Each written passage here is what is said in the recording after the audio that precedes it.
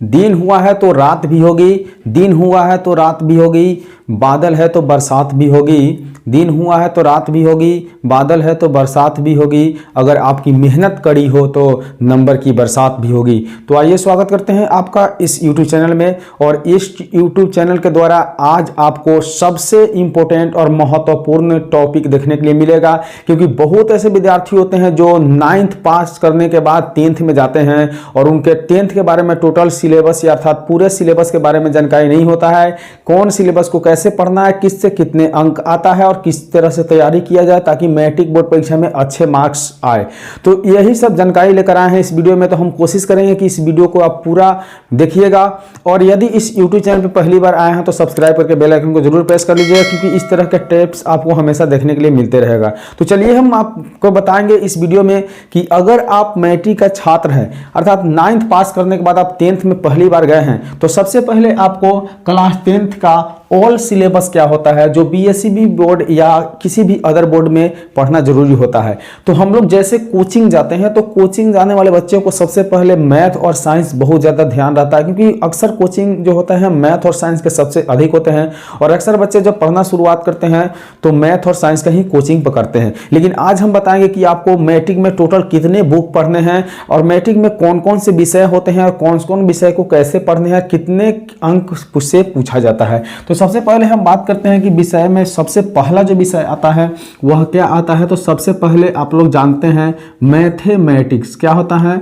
Mathematics. आप लोग में से सब कोई जानते होंगे कि मैथमेटिक्स के हिंदी में हम क्या कहते हैं, तो इसे हम लोग हिंदी में गणित कहते हैं। और गणित की एग्जाम कितने नंबर का होता है? तो लगभग गणित का एग्जाम आपको 100 मार्क्स की होता है। कितने मार्क्स की? 100 मार्क्स का मतलब हुआ अंक, अर्थात 100 अंक का होता है। अब कैसे 100 अंक का होता है इसके बारे में भी हम आगे बताएंगे आप लोगों को खूब अच्छी तरीके से। तो बिल्कुल आप लोग शुरू से अंत तक जरूर देखिए, क्योंकि अगर जिस प्रकार से घर बनाने से पहले मकान का स्ट्रक्चर होना जरूरी होता है, नींव किस प्रकार से रखा जाए, किस प्रकार से भवन का निर्माण करना है जरूरी होता है, ठीक उसी प्रकार से अगर आप मैट्रिक में जा रहे हैं और मैट्रिक की तैयारी करना है तो आप कैसे पढ़ेंगे ताकि आपको मैट्रिक बोर्ड परीक्षा में टॉप कर जाएंगे या आपका अच्छा मार्क्स प्राप्त होगा, ये आपके सिलेबस पे निर्भर करता है। दूसरा जो होता है आपको बता दें, हिंदी होता है।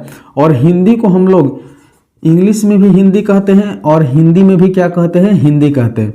तो हिंदी की परीक्षा कितने नंबर से होती है? तो हिंदी की परीक्षा भी 100 नंबर से होती है। उसके बाद तीसरे नंबर पर जो आते हैं वो आते हैं आपका संस्कृत। क्या आते हैं? संस्कृत। और बिल्कुल जो है संस्कृत का भी एग्जाम जो होते हैं आपका कितने नंबर से होते हैं? तो संस्कृत का भी एग्जाम आपको 100 नंबर का होता है। तो इस तरह से हम लोग 3 विषय के बारे में जान लिए। सबसे पहले मैथ जान लिए, उसके बाद संस्कृत जाने, उसके बाद हिंदी जाने, अर्थात मैथ और हिंदी और संस्कृत तीनों को हम लोग जान लिए। लेकिन अब जो आपके पास एक और सब्जेक्ट होता है, खासकर बिहार बोर्ड में इसकी नंबर नहीं जोड़ी जाती है, जो सब्जेक्ट क्या होते हैं? तो आपके होते हैं इंग्लिश। इंग्लिश अर्थात अंग्रेजी। तो बिहार में जो है अंग्रेजी का नंबर मैट्रिक बोर्ड परीक्षा का नहीं जुड़ता है, लेकिन फिर भी इंग्लिश का भी एग्जाम कितने नंबर से होता है? 100 नंबर से होता है। तो सबसे पहले हम आपको बताए हैं कि पूरे सिलेबस का इंट्रोडक्शन देंगे, कौन कौन से सिलेबस मैट्रिक में, कौन कौन से किताब मैट्रिक में पढ़ना होता है। उसके बाद आपको बताएंगे कि कौन से किताब से कितने अंक का परीक्षा होता है और 100 ये इसके साथ साथ एक्सप्लेन करेंगे। जैसे यहाँ फुल मार्क्स दे रहे हैं तो ठीक इसका एक्सप्लेन भी करके बताएंगे आपको क्या होता है। ठीक है। 5वां नंबर पे आता है साइंस। और साइंस में हम लोग साइंस को ऐसे हिंदी में विज्ञान कहते हैं। और विज्ञान में कौन कौन सी किताब पढ़ना होता है? विज्ञान की एग्जाम 80 नंबर की होती है और प्लस 20 नंबर प्रैक्टिकल से मिलता है, कुल मिलाकर 100 नंबर का होता है। ठीक है। अब इसमें जो होता है 80 नंबर में कौन कौन से बुक पढ़ने होते हैं? तो सबसे पहले एक में पढ़ने होते हैं फिजिक्स। क्या पढ़ने होते हैं? फिजिक्स। और फिजिक्स को हम लोग हिंदी में क्या कहते हैं? भौतिकी कहते हैं। बिल्कुल एक एक सिलेबस के बारे में आपको जानकारी होना चाहिए। दूसरा क्या होता है? दूसरा होता है केमिस्ट्री। क्या होता है? केमिस्ट्री। और केमिस्ट्री को हम लोग इंग्लिश में क्या कहते हैं? रसायन। क्या कहते हैं? रसायन कहते हैं। रसायन शास्त्र कर लीजिए, रसायन शास्त्र या रसायन विज्ञान कहते हैं। तीसरा नंबर जो आता है वह आपका होता है बायोलॉजी। क्या होता है? बायोलॉजी, जिसको हम लोग इंग्लिश में बायोलॉजी और हिंदी में क्या कहते हैं? जीव विज्ञान कहते हैं। तो इस प्रकार से हम लोग 5 सब्जेक्ट के बारे में जान लिए। और छठा सब्जेक्ट क्या होता है? तो बिल्कुल आप लोग वीडियो को कंप्लीट देखते चलिए। सभी जो है सिलेबस के बारे में हम बिल्कुल एक्सप्लेन करेंगे बारी बारी से और आपको बताएंगे कि किस तरह से किस विषय को कैसे पढ़ना है ताकि आपका मैट्रिक बोर्ड परीक्षा में अच्छे मार्क्स आ सके और आपका पढ़ाई जो हो बहुत बेहतर हो सके। तो हम लोग जैसे 5 सब्जेक्ट के बारे में जाने हैं, ठीक उसी प्रकार से छठा सब्जेक्ट जो आपका होता है वह क्या होता है।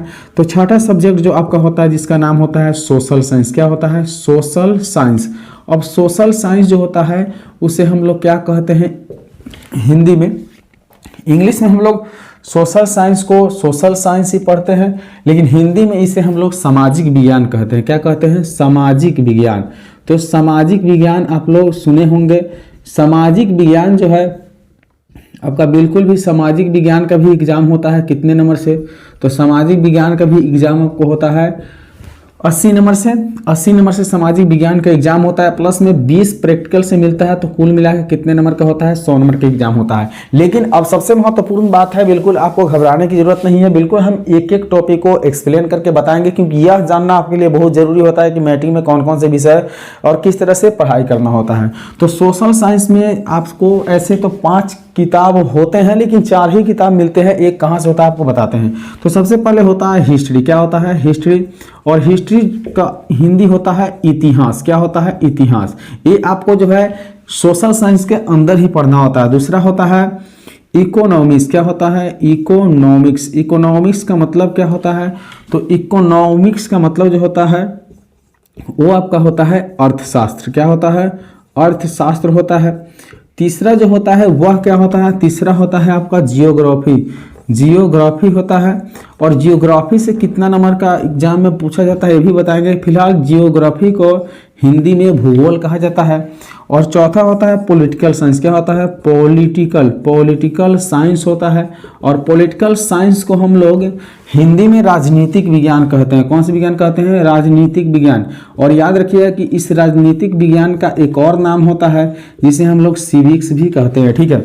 और जो 5वें नंबर पे आते हैं वह होते हैं आपका डिसेस्टर मैनेजमेंट। क्या होते हैं? Disaster management. क्या होते हैं? मैनेजमेंट। और डिसेस्टर मैनेजमेंट का मतलब होता है आपदा प्रबंधक। क्या होता है? आपदा प्रबंधक। इसको हिंदी में आपदा प्रबंधक कहा जाता है। तो कुल मिलाकर जैसे हम लोग पहले देखे हैं मैथमेटिक्स जिसे गणित कहा जाता है, गणित से 100 नंबर के एग्जाम में पूछे जाते हैं प्रश्न। उसके बाद हिंदी होते हैं, हिंदी से भी 100 नंबर के एग्जाम पूछे जाते हैं। उसके बाद आता है संस्कृत, संस्कृत से भी 100 नंबर के एग्जाम होते हैं। वही आपका इंग्लिश आता है, इंग्लिश का मतलब होता है अंग्रेजी, अंग्रेजी से 100 नंबर के एग्जाम होता है, लेकिन इसका नंबर हालांकि बिहार बोर्ड में नहीं ऐड होता है। साइंस के मतलब होता है विज्ञान, विज्ञान से 80 नंबर की परीक्षा, 20 नंबर प्रैक्टिकल मिलाकर कुल मिलाकर कितने नंबर से एग्जाम लिया जाता है?